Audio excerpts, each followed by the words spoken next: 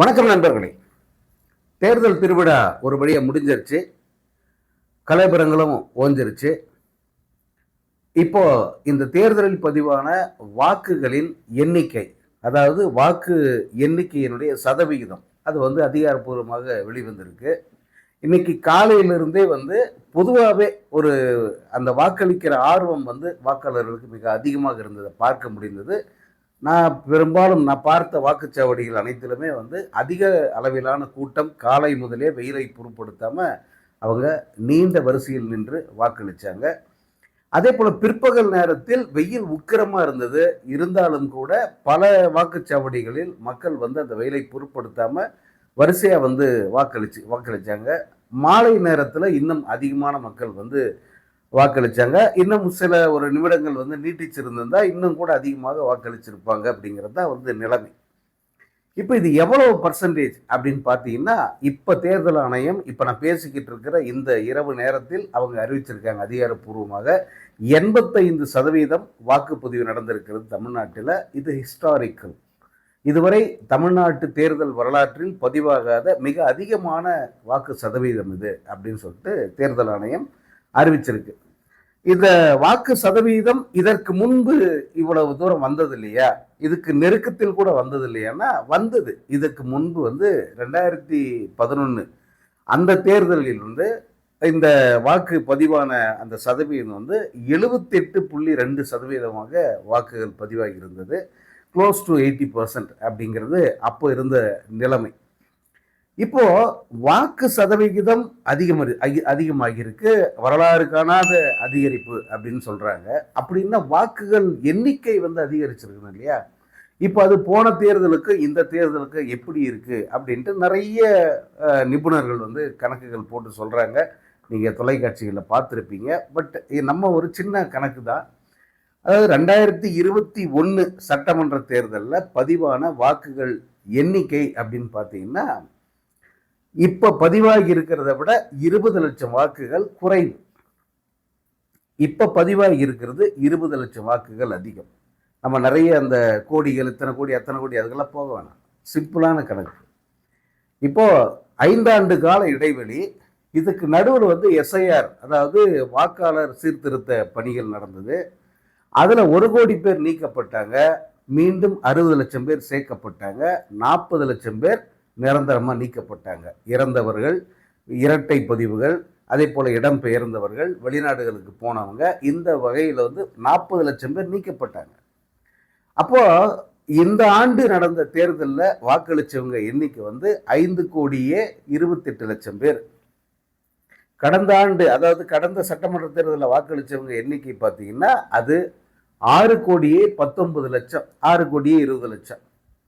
இப்போ 1 கோடி வாக்குகள் வித்தியாசம் இருக்கு இதுக்கு முந்தின தேர்தலுக்கும் இந்த தேர்தலுக்கும். சரி, பதிவான வாக்குகள் அப்படின்னு பார்த்தீங்கன்னா கடந்த தேர்தலை விட 20 லட்சம் வாக்குகள் தான் இந்த ஆண்டு பதிவாகி இருக்கு. ஆனா அந்த சதவீத எண்ணிக்கை பார்க்கும்போது அது மிக அதிகமாக தெரியுது. இது மிக அதிகமா வரலாறு காணாதுன்னா அப்படியெல்லாம் ஒன்றும் இல்லை. இது சாதாரணமான ஒரு அதிகரிப்பு தான். அதாவது 5 ஆண்டுகளில் 20 லட்சம் வாக்காளர்கள் அதிகரிச்சிருக்காங்க. இதை நம்ம அப்படித்தான் எடுத்துக்கணும். அது அந்த வாக்காளர்கள் அதிகமாக ஆர்வம் காட்டி அவங்க வாக்கு செலுத்தியிருக்காங்க. அதை மறுப்பதற்கு இல்லை. இப்போ இந்த வாக்காளர் அதிகரிப்பு அல்லது வாக்கு செலுத்தும் அந்த பேட்டர்ன் அதிகரிச்சிருப்பது யாருக்கு நன்மை, யாருக்கு பாதகமாக முடியும் அப்படின்னு சொல்லிட்டு ஒரு அனாலிசிஸ் போயிட்டு இருக்கு. இப்போ இதுக்கு முன்ன பார்த்தீங்கன்னா 2001 2006 இந்த 2 தேர்தலில் 2001க்கு பிறகு 2002 2005 அந்த வாக்காளர் சீர்திருத்தம் இதே மாதிரி எஸ்ஐஆர் அப்போ பண்ணாங்க. அப்படி செஞ்சப்போ அதுக்கு அடுத்த தேர்தல் 2006 நடக்குது. அப்போ வாக்காளர்களுடைய எண்ணிக்கை, அதாவது ஓட்டு போட்டவங்க எண்ணிக்கை 40 லட்சம் அதிகமாகுது. 2001 வாக்களிச்சவங்களுக்கு 2006 வாக்களிச்சவங்க வித்தியாசம் 40 லட்சம். மிகப்பெரிய ஜம்ப் அது. அந்த மாதிரி ஒன்றும் இந்த தேர்தலில் நடந்துடல.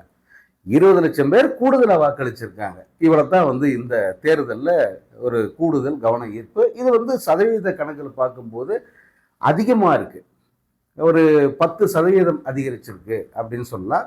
எப்படி பார்த்தாலும் வந்து இது ஒரு மிகப்பெரிய விஷயமா பார்க்கப்படுது. இது கவலைக்குரிய விஷயம் இல்ல. எல்லோருமே வந்து இதை பாராட்டுறாங்க, மகிழ்ச்சி அடைகிறாங்க.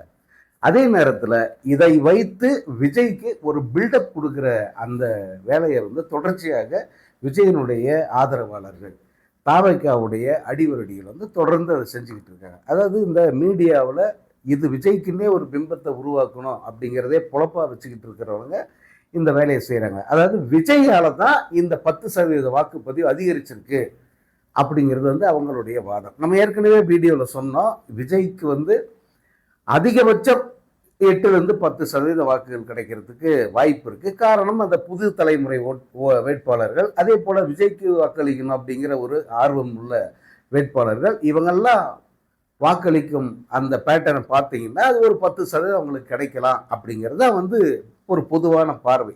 இப்ப இந்த வாக்குப்பதிவு நடந்திருக்கிற இந்த முறையை பார்த்து விஜய்க்கு 20% வாக்குகள் கிடைக்கும் அப்படின்னு வந்து சிலர் மூத்த பத்திரிகையாளர்லாம் கூட வந்து சொல்ல ஆரம்பிச்சிருக்காங்க. எனக்கு அதுல பெரிய நம்பிக்கை இல்லை. ஏன் மாற்றம் வேணுன்றதுக்காகத்தான் இவ்வளவு பேர் வாக்களிச்சாங்க அப்படிங்கிறது அவங்களுடைய ஆர்கியூமெண்ட். ஏன் முன்னேற்றம் வேணும், இந்த ஆட்சி தொடரணும், இந்த வளர்ச்சி வேணும், இந்த பலன்கள் எங்களுக்கு தொடரணும் அப்படின்னு நினைச்சு ஜனங்க வாக்களிச்சிருக்க மாட்டாங்க. எப்பவுமே வந்து மண்ணள்ளி தலையில கொட்டிக்கணும் அப்படின்னு நினைச்சுதான் வந்து வாக்களிப்பாங்க. அப்படிங்கிறது வந்து இவங்களுடைய கணிப்பா இருக்கு. நான் அதை அப்படி பார்க்கல. நிச்சயமாக இந்த இந்த முறை வாக்காளர்கள் அதிகமாக வாக்களித்ததற்கு காரணம் என்னன்னா, இந்த எஸ்ஐஆருக்கு பிறகு நமக்கு வாக்கு இருக்குமா இல்லையா அப்படிங்கிற அந்த கேள்வி வந்து பல வாக்காளர்களுக்கு இருந்தது. இந்த எஸ்ஐஆர் வந்த பிறகு அந்த ஆபத்தை வந்து உணர வச்ச பிறகு பலரும் வந்து தேடி தேடி போய் எஸ்ஐஆரை ஃபில் பண்ணி தங்களுடைய பேர் வாக்காளர் பட்டியலில் இருக்கா இல்லையா அப்படிங்கிறத உறுதிப்படுத்திக்கிட்டு பார்க்க முடிஞ்சது. நானே வந்து பல அந்த வாக்காளர் சேர்ப்பு மையங்களில் பார்த்துருக்கேன். அங்கே திமுகவினர் வந்து ஆர்வத்தோடு இருந்து இந்த வாக்காளர்கள், புது வாக்காளர்கள் ஏற்கனவே இருந்தவங்க இவர்களுடைய பெயர்களை வந்து உறுதிப்படுத்துறத என்னால் பார்க்க முடிஞ்சுது. அதே போல இந்த தேர்தலில் அதிகமான வாக்குகள் பதிவாகி இருப்பது திமுகவுக்கு தான் வந்து பலமாக, திமுக தான் சாதகமாக அமையும் அப்படிங்கிறது பெரும்பாலான பத்திரிகையாளர்கள், அது அரசியல் நிபுணர்களின் கருத்தாக இருக்கு. ஏன் அப்படி அப்படின்னா, நான் திரும்ப சொல்றேன், இந்தியாவிலேயே எந்த தேர்தல் கட்சியும் சொல்லாத ஒரு விஷயத்த திமுக ஒரு அறிக்கையாவே வெளியிட்டாங்க. அந்த அறிக்கை என்னன்னா, நாங்கள் எஸ்ஐஆர் பணிகளை 100% வெற்றிகரமாக முடித்திருக்கிறோம் அப்படின்னு அவங்க சொன்னாங்க. அப்படின்னா என்ன அர்த்தம்னா, திமுக தங்களுடைய வாக்காளர்கள், தங்களுக்குன்னு அந்த ஓட்டு போடுற வாக்காளர்கள் இருப்பாங்கல்ல, அவங்கள ஒருத்தரை கூட நாங்கள் மிஸ் பண்ணல. எல்லா வாக்காளர் சேர்ப்பு மையங்களிலும் திமுகவினுடைய ஒன்றிய கழக கிளை கழக செயலாளர்கள் இருந்து நேரடியாக பணிகளை பார்வையிட்டு இந்த எஸ்ஐஆர் வேலையை முடுக்கி விட்டாங்க. இப்போ அவங்க சொந்த காசுல அங்கே இருக்கிற பிஎல்ஓக்கள், பிஎல்ஐக்கள் இவங்களுக்கெல்லாம் வந்து பிரியாணி வாங்கி கொடுத்து எல்லாத்தையும் வந்து இருந்து இந்த எந்த நேரம் முன்னாலும் பரவாயில்லம்மா இதை முடிச்சுட்டு தான் போகணும் அப்படிலாம் சொல்லி தனிப்பட்ட முறையில் செலவு பண்ணி அவங்கள உட்கார வச்சு இந்த பணிகளை வந்து வெற்றிகரமாக முடிச்சதை நான் பார்த்துருக்கேன். அப்போது அவர்களை பொறுத்த வரைக்கும் திமுகவின் வாக்குகள்ங்கிறது எந்த இடத்துலையும் மிஸ் ஆகலை. எல்லா தொகுதிகளிலும் ரொம்ப வந்து தீவிரமாக அந்த தீவிர சீர்திருத்த முகாம் தானே அது, அதை உண்மையிலேயே தீவிரமாக எடுத்துக்கிட்டது திமுக தான். அவர்கள் தங்களுடைய வாக்காளர்களை தவற விடாமல் அவங்க வந்து பதிவு பண்ணாங்க. அந்த வாக்காளர்கள் திரண்டு வந்து வாக்களிச்சிருக்கலாம். அதனுடைய விளைவு தான் வந்து இவ்வளவு பெரிய அந்த வாக்கு பதிவு நடந்திருக்கு அப்படின்னு ஒரு வாதம் வைக்கப்படுது. அது ஓரளவு ஏற்கத்தக்கதாக இருக்கு. காரணம், திமுகவின் வாக்கு வங்கிங்கிறது நிலையானது, அது சிதையாது, அது வந்து அலைப்பாயாத ஒரு ஓட் பேங்க். அது மற்ற கட்சிகளை பொறுத்த வரைக்கும் இப்போ அதிமுகவுக்கும் ஓட் பேங்க் இருக்கு. சொல்ல போனா ரெண்டு கட்சியும் தனித்தனியா நின்னாக்க திமுக விட 1% அதிகமாக கூட அதிமுக ஓட்டு வாங்குறதுக்கு வாய்ப்பு இருக்கு. அந்த மாதிரியான ஒரு கட்சி, அது சேரும் இடம் தப்பா போனதுனால தான் அந்த கட்சிக்கு இன்னைக்கு இப்படி ஒரு நிலை. இப்போ இந்த தேர்தலை பொறுத்த வரைக்கும் அதிமுகவினுடைய ஓட் பேங்க்ன்றது ஸ்பிளிட் ஆகிறதுக்கு அதிக வாய்ப்பு இருக்கு அப்படிங்கிறது தான் வந்து அனைவருடைய கருத்தும். அதுல அந்த ஓட் பேங்க்ல ஓட்டையை போட்டது யாருன்னா இந்த விஜய், வீணா போன விஜயம், நாம் தமிழர் கட்சி சீமானம் தான் அப்படின்னு ஒரு பார்வை இருக்கு. குறிப்பா விஜய்க்கு இப்ப கூடுதலா விஜய்க்கு 10% வாக்குகள் கிடைக்குது அப்படின்னா இந்த 10% பெருமளவு அதிமுகவினுடைய வாக்குகள்ல தான் போயிருக்கோம் அப்படிங்கிறது தான் பலருடைய பார்வையா இருக்கு. திமுகவின் எதிர்ப்பு வாக்குகள், அந்த திமுக எதிர்ப்பு வாக்குகள்ன்றது பெரும்பளவு டைவர்ட் ஆகி விஜய்க்கு போயிருக்கலாம் அப்படின்னு ஒன்று சொல்றாங்க. ஆனா எப்படி பார்த்தாலும் விஜய் ஆட்சியை பிடிக்கிற ஒரு சக்தி இல்லை. நம்முடைய ஒரே ஒரு கவலை என்னன்னா, அந்த 10% ஓட்டுன்னு சொல்றோம்ல, இதை தாண்டி விஜய்க்கு வாக்கு வந்ததுன்னா அதுதான் ஆபத்து. விஜய் ஆட்சியை பிடிக்க போறதில்ல, விஜயனுடைய வேட்பாளர்கள் வெற்றி பெற போவதில்லை. ஏன்னா வேட்பாளர்கள் தரமா இருக்கணும், வேட்பாளர்கள் அந்த மக்களை பிரதிநிதிப்படுத்துற வகையில் இருக்கணும், அந்த தொகுதிக்கு சொந்தமானவங்களா இருக்கணும், ஏதோ ஒரு வகையில் அந்த மக்களோட பின்னி பிணைந்து இருக்கணும். முதல் முறையா தேர்தலில் நிற்கிற வேட்பாளருங்கிறவன் அந்த மண்ணின் மைந்தனா இருக்கணும், ஜனங்க அவனை தங்களுடைய பையனா நினைக்கணும். அப்படி நினைச்சிருந்தா மட்டும்தான் கணிசமா வாக்குகள் விழும். இப்போ இந்த விஜய் கட்சியில் இன்னும் இருக்கிற வாக்காளர்கள் வேட்பாளர்கள் அத்தனை பேரையும் பாருங்க, அவங்க எல்லோருமே அடுத்த கட்சியிலிருந்து கடன் வாங்கப்பட்டவர்கள், அடுத்த கட்சியை விட்டு ஓடி வந்த ஓடுகாலிகள். இப்போ இவங்களுக்கு அந்த தொகுதிக்கு என்னடா சம்மந்தம்னா சம்மந்தமே இல்லை. ஸ்ரீநாத் தூத்துக்குடியில் நிற்கிறான், அவனுக்கு அந்த தொகுதிக்கு என்ன சம்மந்தம்னா சம்மந்தமே இல்லை. மேபி அவன் பூர்வீகம் அந்த ஊரை கூட இருக்கலாம், ஆனால் தெரியாது. மெட்ராஸில் ஒரு துணை நடிகன் அவனை தூக்கிட்டு போயிட்டு ஃப்ரெண்டுங்கிற ஒரே காரணத்தினால தூத்துக்குடியில் போட்டிருக்கான், அவனுக்கு என்ன ஓட்டு விழும்? இதே போலத்தான் பிற தொகுதிகளின் வேட்பாளர்களும். ஸோ வேட்பாளர்கள் சொத்தையான வேட்பாளர்கள், விஜய் மூஞ்சிக்காக தான் ஓட்டு, விஜயனுடைய சின்னத்துக்கு தான் ஓட்டு அப்படின்னா அது பெருமளவு ஒர்க் அவுட் ஆகாது. அது எங்கேயோ 1-2 தான்.